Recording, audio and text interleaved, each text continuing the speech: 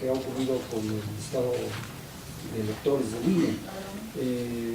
¿Nos podría dar una explicación al respecto, por favor? Sí, claro. ¿Cómo se llama?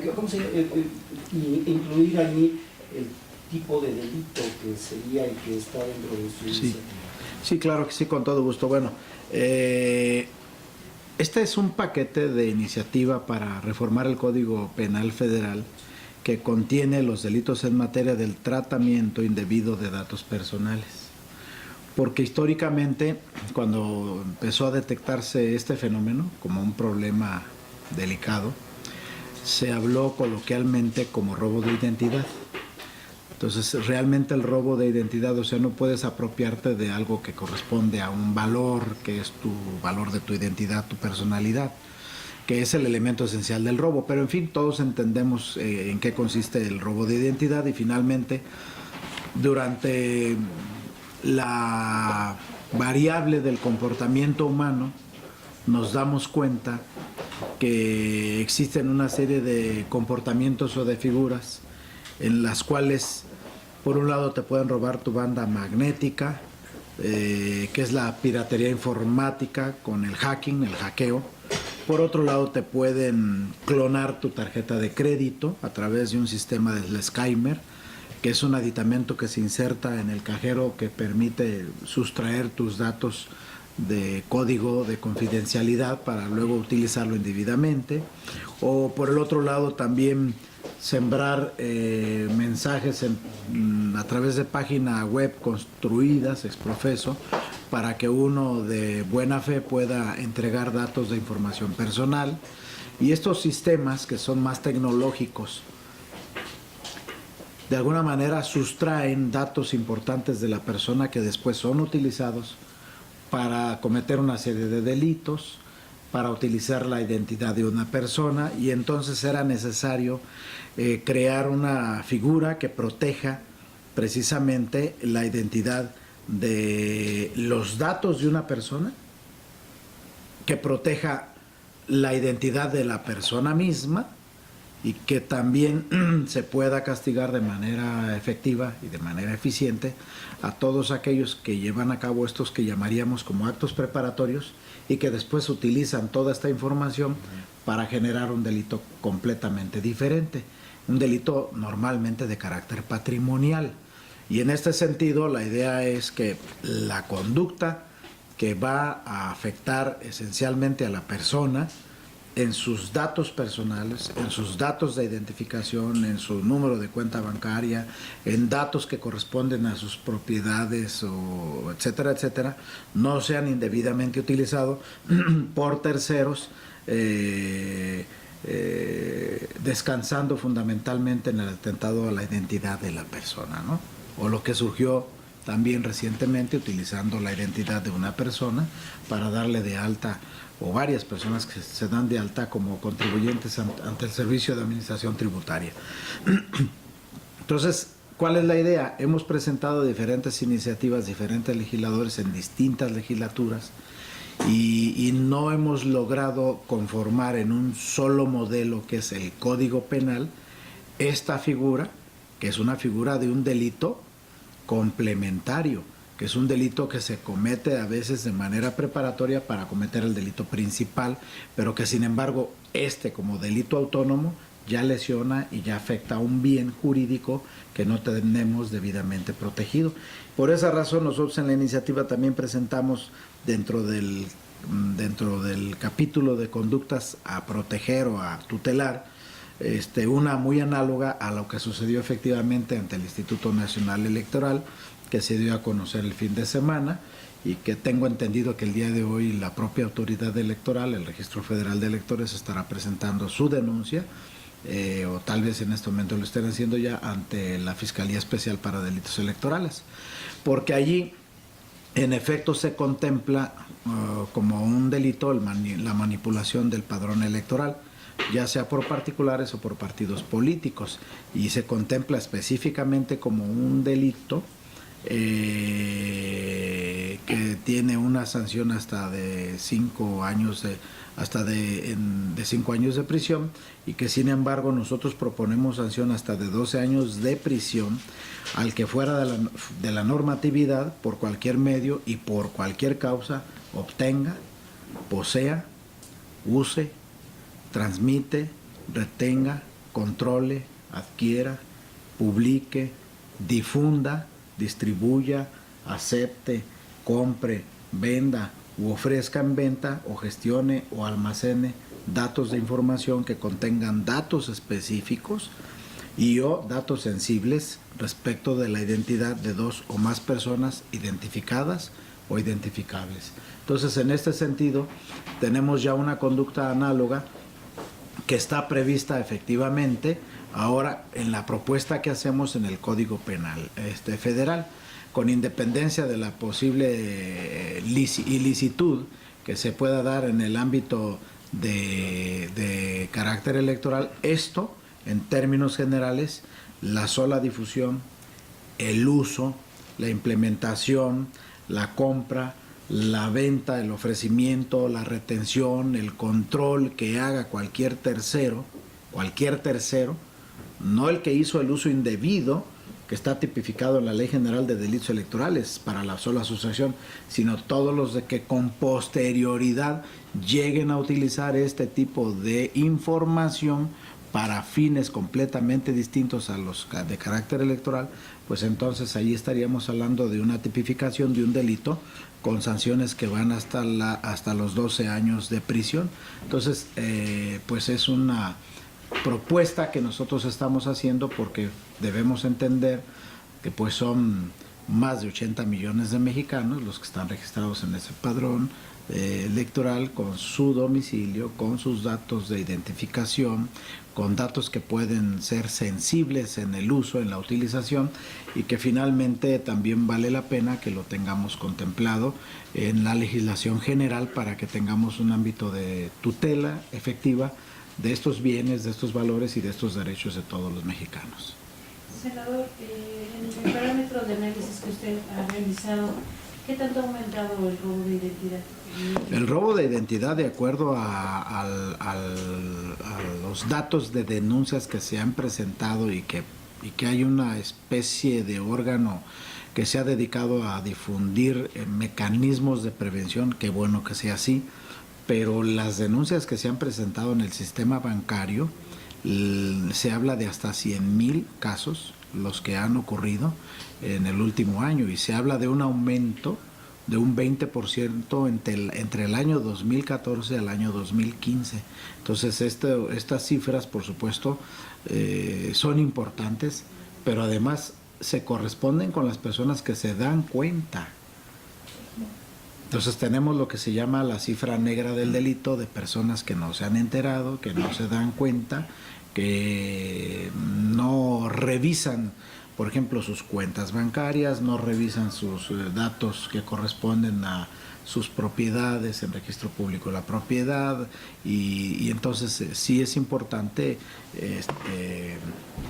atajar este delito a través de un marco jurídico, poniendo más o menos orden a una serie de intenciones muy buenas y muy positivas de varios legisladores y legisladores de diferentes legislaturas y en ambas cámaras, y hoy lo que estamos presentando pues es un modelo que nos permitiría finalmente, eso espero, conjuntar la tutela efectiva de todos los bienes, valores y derechos de las personas, no solamente en el derecho a su identidad misma, sino en los derechos patrimoniales. En el caso electoral, senador, de acuerdo a la FEPADE, ya está puesta esta denuncia, ya la pusieron desde el viernes.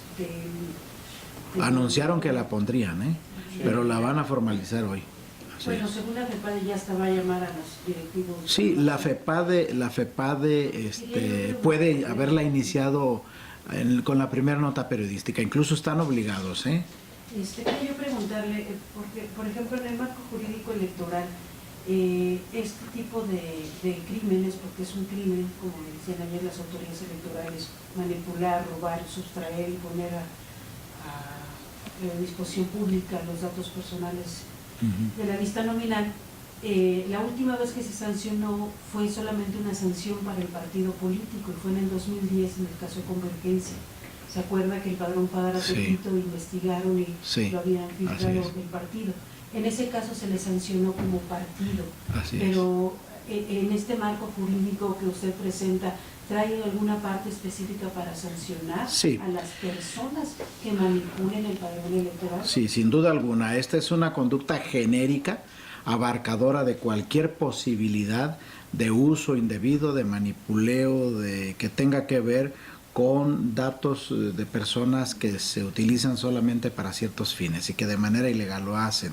Entonces aquí es importante dejar claro que tenemos esa sanción como un antecedente.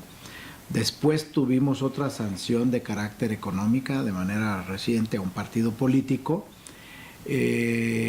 pero con la reforma que se hizo a la legislación en materia de delitos electorales, con ese paquete de reformas, dentro del paquete de reformas ya aparece además como sanción de naturaleza penal para las personas, en el caso de que un instituto político sea el que un servidor, un colaborador o un trabajador de un instituto político sea el que hace uso indebido de esta información, entonces se generan dos tipos de sanciones. La sanción de carácter penal exclusiva para la persona que realiza la conducta de carácter criminal y la sanción de carácter administrativa que implica la aplicación de sanciones económicas. En este caso me parece que son o deben ser de manera importante. Pero incluso lo que usted decía va más allá, porque entonces también se sanciona ahora con esta iniciativa a los que hagan uso de los datos. Así es. Ahora se sancionaría a los terceros que indebidamente utilizan esto, por ejemplo, si es esta empresa, ¿no? O si esta empresa también lo realiza con otros más, entonces este tipo de modelo delictivo es precisamente abarcador de todas las conductas posteriores indebidas, que finalmente también forma parte de un marco de tutela efectiva de nuestros derechos. Señor, para marcar un contraste, los delitos o los actos que se cometen en el ámbito bancario fiscal de la usurpación de identidad que va a perjudicar a un inocente, ¿está tipificado cómo se sanciona y cuál es el margen de impunidad? Sí, en este caso hay normas generales del Código Penal Federal. Una norma de carácter general es cuando la conducta, aunque sea voluntaria, la conducta está precedida de una situación de error, ahí no habría sanción, es una eximente de responsabilidad, pero para la persona que siendo inocente utilizan su identidad indebidamente, lo dan de alta en el sistema tributario y esa persona ignora, aperturan cuentas a su nombre, ignora que están haciéndose operaciones importantes a su nombre, y entonces en ese sentido, por supuesto, queda claro que la persona no tendrá ni tiene ningún tipo de responsabilidad. ¿Quiénes tendrían responsabilidad? Los que usurpan esa identidad. Y por esa razón estamos hablando de que como cada vez descubrimos efectos de dañosidad más fuertes, más graves, porque pues desafortunadamente la creatividad delictiva va mucho más allá, entonces es importante que este tipo de delito que ha crecido en esa dimensión sí tenga sanciones como las que estamos proponiendo, hasta de 12 años de prisión. Actualmente, ¿cómo está tipificado lo del sistema bancario? Actualmente lo tenemos nosotros solamente en el modelo correspondiente al fraude utilizando identidad falsa. No hay sanción. Pero no hay, hay una sanción que está tipificada en el delito de fraude, que va fundamentalmente en el monto del daño causado, pero no tenemos cubierto el tema específico de la sustracción de identidad, la utilización de la identidad, la utilización de bancos de información. Ese tipo de cosas sí necesitamos ya que formen parte de modelos delictivos y que evitemos que haya lagunas que promuevan la impunidad, que evitemos con esto que haya vacíos de ley que promuevan la impunidad en comportamientos que cada vez son más sofisticados. Esto es, la ley tiene que llevar una dinámica, también de acuerdo al modelo de conducta que observamos en la actividad cotidiana, y es un compromiso de la norma que esté al día para anticiparse a este tipo de comportamientos. ¿Y en esto hoy hay impunidad absoluta? Bueno, hasta ahora hemos visto que desafortunadamente sí hay impunidad, y la idea es pues promover una herramienta o un instrumento jurídico que pueda revertir este fenómeno. ¿Cómo podemos protegernos los ciudadanos o cómo podemos verificar si no estamos siendo víctimas de algún tipo de este delito? Pues así que... Bueno, se han dado a conocer bastantes modelos de prevención. El principal o el fundamental es tener mucho cuidado de qué tipo de correos contesta uno, sobre todo cuando les dicen que ha sido usted afortunado ganador de no sé cuántas cosas. Pues ahí luego después la siguiente parte es pedir información. O sea, lo importante es no proporcionar información que no se debe dar a cualquier persona, ni siquiera por medios electrónicos. Habrá que ser cuidadoso en ello. Lo segundo, hay que cuidar la correspondencia. La correspondencia muchas veces está a la entrada de la casa de la persona, ahí llega en la correspondencia el número de la cuenta bancaria, y si esto unido al padrón electoral, al dato de identidad, al domicilio, pues esto facilita mucho que las personas lleven a cabo su cometido. Es como este trabajo de prevención también lo ha realizado el sistema bancario junto con la autoridad, y también por supuesto que han circulado una serie de comunicados internos con la finalidad de establecer criterios para la sustracción de recursos de las cuentas bancarias, y también en este sentido el propio Servicio de Administración Tributaria también está tomando por supuesto sus precauciones. Esto es, las personas que estén dando de alta están siendo más exigentes en el modelo de identificación para los efectos de que tengamos certidumbre. Entonces, sí hay mucho trabajo de carácter preventivo, y creo que todos nosotros debemos ser cuidadosos, ¿no? O sea, es muy fácil cuando uno proporciona voluntariamente y de muy buena fe datos personales que otros los utilicen indebidamente, ¿no? ¿Hay alguna cifra estimada de cuánto asciende lo defraudado? Estamos hablando de aproximadamente 100,000 casos en un año. ¿Del monto del económico? También hablamos nosotros de montos. Sí tengo por aquí el dato de los montos, casi 1,000 millones de pesos, están 960 y tantos mil millones de pesos en un año, de lo que está denunciado, de lo que ha sido denunciado, lo que ha sido llevado ante las autoridades, ¿verdad? Es lo que es. Entonces, por esa razón estamos promoviendo esto. ¿Qué futuro le ve? ¿Sí? Yo creo que sí tiene futuro, y les voy a decir por qué. Esta iniciativa debe tener futuro porque pues ese es el trabajo del esfuerzo de varios legisladores. Muchos de ellos se sumaron ahora a la presentación, y nosotros consideramos que regresando de este periodo de receso tendríamos que trabajar esta iniciativa. ¿Ya se presentó hoy? Hoy la presenté ahorita por la mañana. Ahorita se presentó por la mañana. Con eso abrimos la sesión. ¿Te la entrego? Con razón. No, ya tengo. ¿Ya la tiene? Sí, no, ¿Alguien le no, falta? no. Bueno, pues ahí está. Señor, la autoridad de la Procuraduría General de la República tiene la suficiente fuerza para aplicar una sanción a un partido político, ahora que por cualquier cosa los partidos se enfrentan a la autoridad. Sí. Y si el PRI se descarta de haber cometido Sí, nosotros tenemos modelos muy estrictos. El padrón electoral fue entregado en febrero del año 2015 a los partidos políticos, y en el caso nuestro se entregó a la anterior administración. Y desde la anterior administración nosotros tenemos un modelo de control y de cuidados. Nosotros no tenemos absolutamente ningún problema. En este modelo que ustedes tienen, van a tener INE, que entrega a los partidos políticos estos discos encriptados, ¿no habría que cambiar de modelo? Digo, no es la primera vez que pasa. Sí tiene un buen sistema de control. El asunto es que los sistemas de control los operan los seres humanos.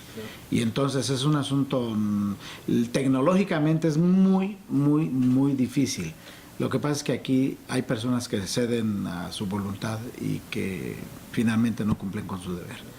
Entonces, creemos que sí hay elementos para que en su momento se sancione por las dos vías, por la vía penal y por la vía administrativa a quienes sean responsables de esto. ¿Se entiende el motivo de por qué se hizo esta?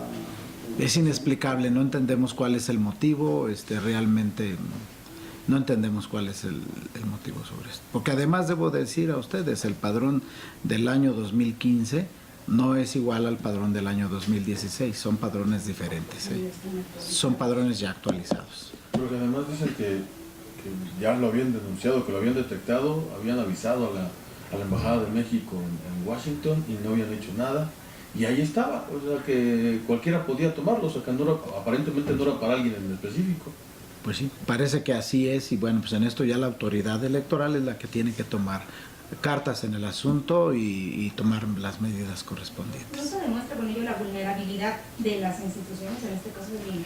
Nosotros creemos en las instituciones, incluso el Registro Federal de Electores es una de las instituciones más ordenadas desde el punto de vista técnico, tecnológico, etcétera.